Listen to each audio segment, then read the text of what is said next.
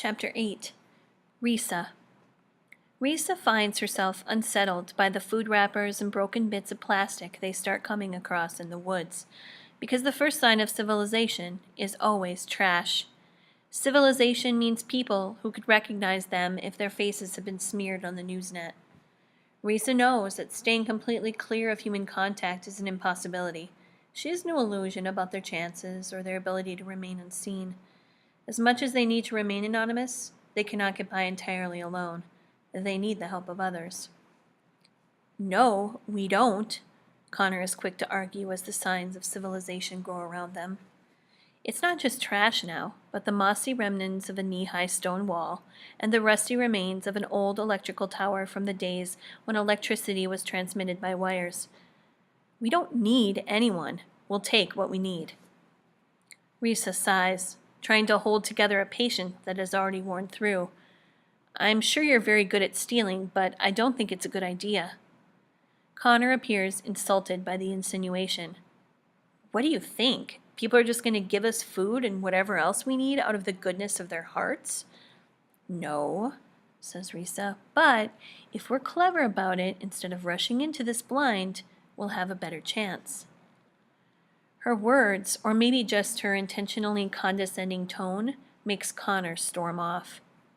Risa notices Lev watching the argument from a distance.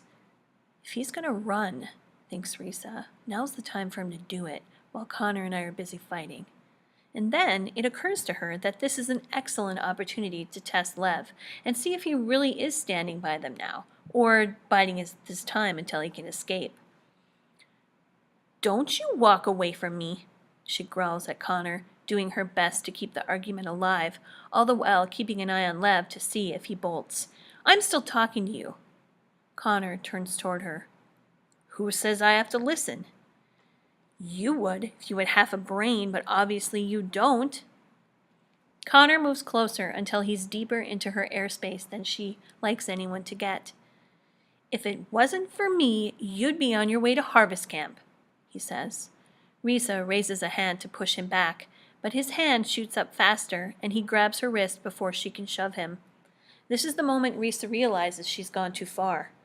What does she really know about this boy? He was going to be unwound. Maybe there's a reason for it. Maybe a good reason.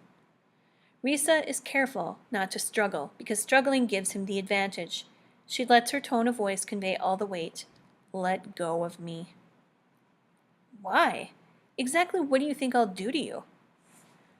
This is the second time you've touched me without permission, Risa says.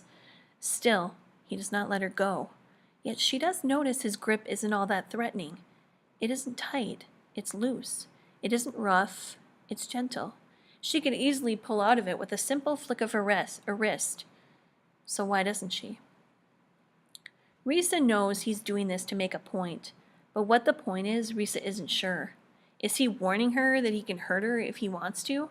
Or maybe his message is in the gentle nature of his grip, a way of saying he's not the hurting type. Well, it doesn't matter, thinks Risa. Even a gentle violation is a violation. She looks at his knee. A well-placed kick could break his kneecap. I could take you out in a second, she threatens. If he's concerned, he doesn't show it. I know.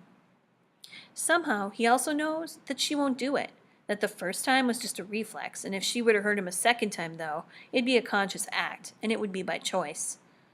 Step off, she says. Her voice now lacks the force it had only moments before. This time he listens and lets go, moving back to a respectable distance. They both could have hurt one another, but neither of them did. Risa isn't quite sure what that all means. All she knows is that she feels angry at him for such a mixture of reasons. She can't sort them out. Then suddenly a voice calls to them from the right. This is very entertaining and all, but I don't think fighting is going to help much. It's Lev. And Risa realizes that her little ruse has backfired. She had set out to test him with a fake argument, but the argument turned real, and in the process she completely forgot about Lev. He could have taken off and they wouldn't have known until he was long gone. Risa throws Connor an evil look for good measure, and the three of them continue on. It isn't until 10 minutes later, when Lev goes off to relieve himself in private, that Connor talks to Risa again.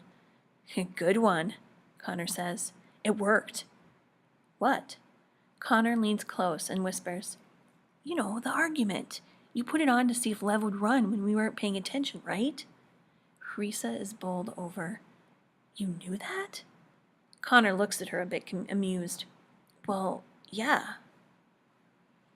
If Risa felt uncertain about him before, it's even worse now. She has no idea what to think. So, everything that happened back there was all a show? Now it's Connor's turn to be unsure. I guess, sort of, wasn't it? Risa has to hold back a smile. Suddenly, she's feeling strangely at ease with Connor. She marvels at how that can be. If their argument had been entirely real, she'd be on her guard against him. If it had been entirely a show, she'd be on guard too, because if he can lie so convincingly, she'd never be able to trust him. But this was a mixture of both. It was real, it was pretend, and that combination made it all right. It made it safe, like performing death-defying acrobatic tricks above a safety net. She holds on to that unexpected feeling as the two of them catch up with Lev and move toward the frightening prospect of civilization.